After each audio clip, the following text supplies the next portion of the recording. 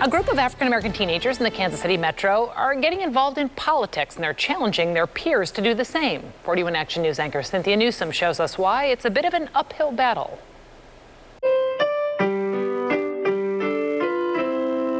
Like the awe-inspiring crescendo in a classical masterpiece, some young people are becoming powerful notes in a political movement, promoting harmony instead of hate. 15-year-old Ryan Jones of St. Teresa's Academy in Kansas City is one of them. As a young person, as well as the people in my generation, we're realizing that we need to build a bridge between communities and come together. Taking their cue from past female freedom fighters, millennials engaged in the political process are making decisions for themselves and the country.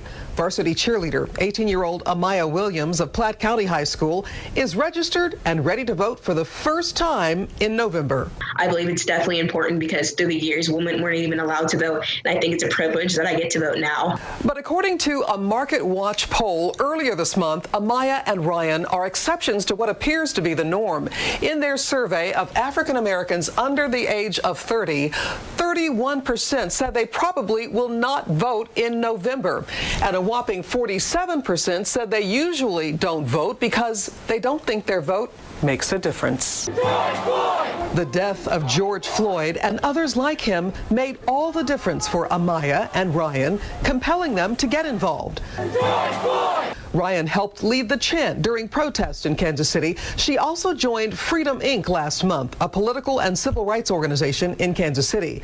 She's only 15 years old, the youngest member, and she's driven to convince her peers to vote. Because whether we realize it or not, the laws that are put into place now do affect us as a youth.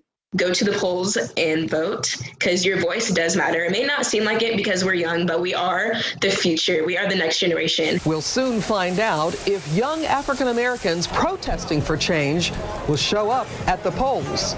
Cynthia Newsome, 41 Action News. And if you're looking for resources to learn more about the upcoming election and the candidates, just head to our website, kshb.com.